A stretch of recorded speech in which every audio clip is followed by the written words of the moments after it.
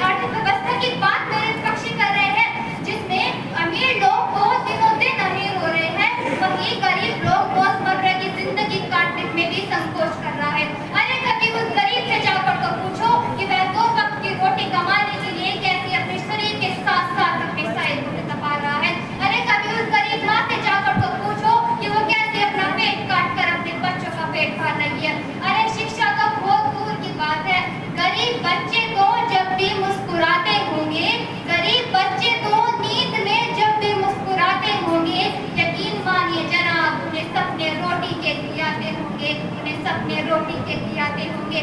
भले अरे किस महिला सुरक्षा, किस महिला सशक्तिकरण की बात मेरे पक्षी आ कर रहे हैं। अरे जिस भारत की बेटी ने जिन आंखों से सपने देखे थे, उन आंखों को फोड़ दिया गया।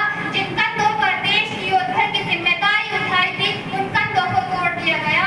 उस सफेद कोट को सफेद कफन में बदल दिया गया। उस पवित्र शरीर को अधनग्न कर खून से लथपथ कर दिया गया।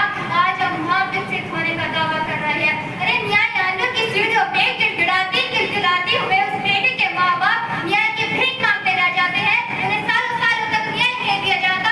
आज हम वहाँ विकसित होने का दावा कर रहे हैं। अरे किस विकसित भारत की बात मेरे पक्षी छाती ठोक ठोक कर रहे हैं। मैं कहती हूँ, छाती ठोक ठोक कर कहती हूँ, भारत देश पूर्ण तरीके से विकसित नहीं हो रहा है, नहीं हो रहा है, नहीं हो रहा है। मैं बस ये कहूंगी, जब तक एक लड़की की इज्जत को इज्जत नहीं समझा जा रहा है, जब तक एक सादर नमस्कार। सभा में उपस्थित निष्पक्ष निर्णायकगण, अतिथिगण एवं मेरे प्रिय श्रोताओं, मैं अभिनव आज इस सभा में प्रधान विषय विकसित भारत वास्तविकता या भ्रम में भारत के विकास को वास्तविकता मानते हुए पक्ष में अपने विचार प्रस्तुत करने जा रहा हूँ। विकसित भारत, जब मैं इस विषय की ओर देखता हूँ तो मुझे समझ आता है कि विकसित भारत वास्तव में वह भारत है जो अलग अलग क्षेत्रों में पूर्णतः प्रगति कर चुका है।